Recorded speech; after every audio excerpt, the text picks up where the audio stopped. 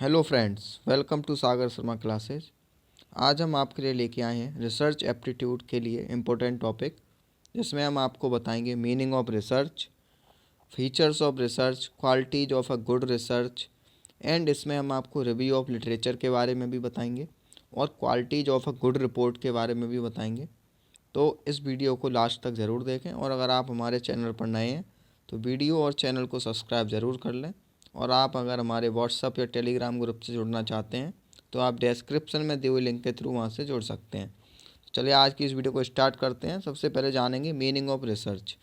Research जैसा कि ये आपका 2 वर्ड से मिलकर बना है, री प्लस सर्च, मतलब जो चीज़ आपकी पहले से ही एग्जिस्टेंस में है उसको फिर से सर्च करना है हमें। इसको सर्च फॉर नॉलेज भी बोलते हैं। रिसर्च हमेशा नॉलेज को सर्च करने के लिए होती है। It is actually a voyage of discovery. Discovery के लिए ये एक यात्रा है आपकी। Research is a methodical unbiased and complete investigation of any subject matter to establish principles or to discover pertinent information to solve a specific problem. Research methodology is scientific way to solve a research problem. Research आपका एक systematic approach है towards purposeful investigation. तो ये आपका सब research के बारे में यहाँ पर दिया हुआ है।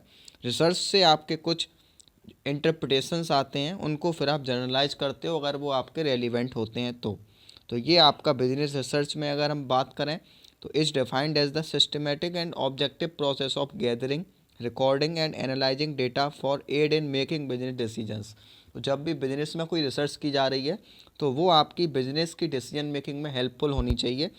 वो तभी आपकी रेलिवेंस रखती है, नहीं तो उसका कोई भी रेलिवेंस नहीं होता है।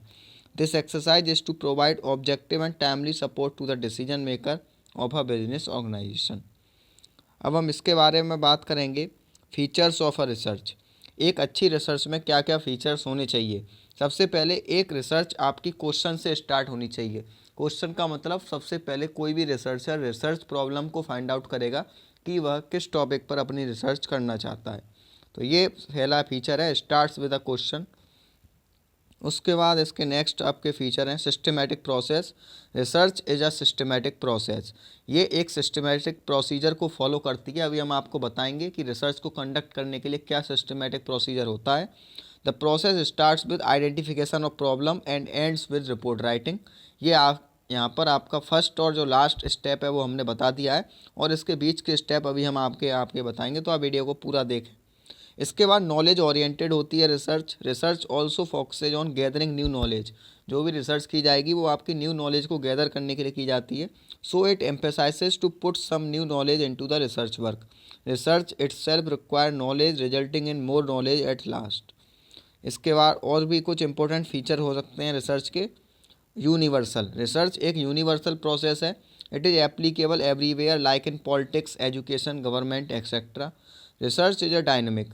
Research changes according to conditions. ये नहीं कि ये केवल आपकी स्टैटिक रहे, जैसे जैसे कंडीशन चेंज होगी आपका लेवल ऑफ रिसर्च भी चेंज होता जाएगा। Innovative server.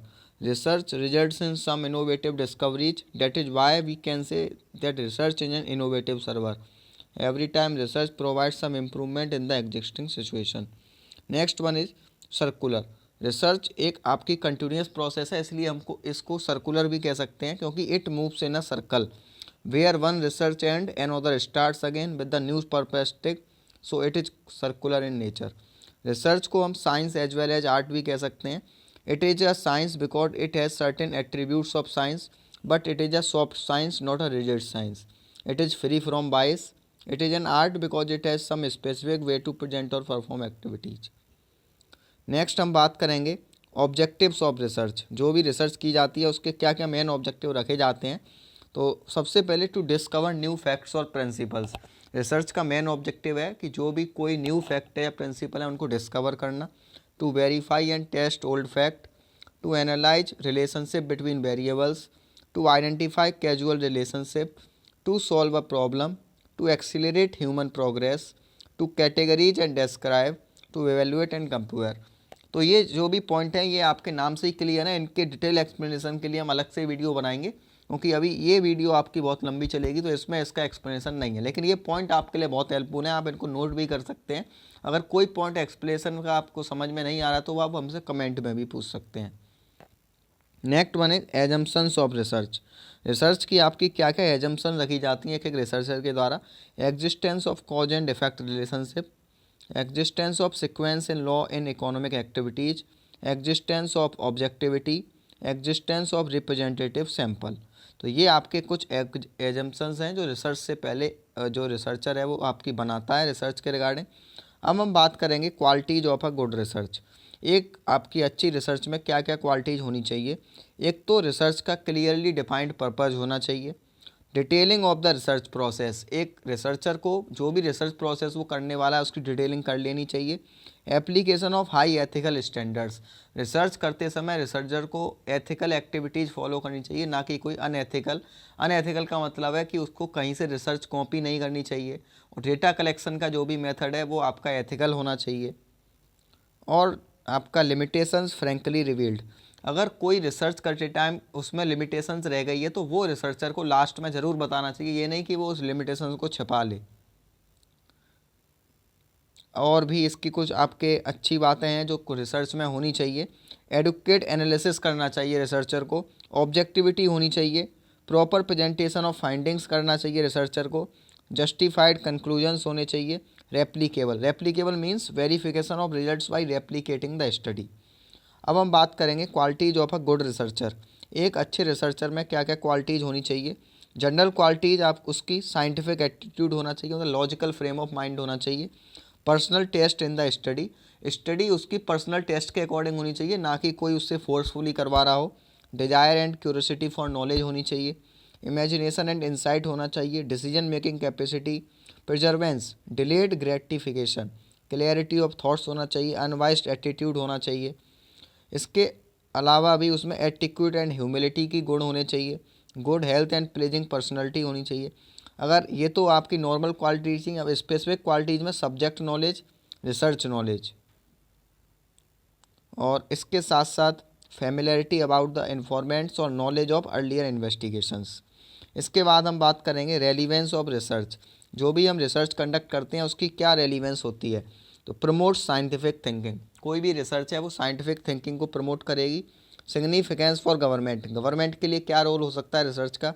Monetary and fiscal policy बनाने में हेल्प कर सकती है अगर वो बैंकिंग से रिलेटेड आपकी रिसर्च है।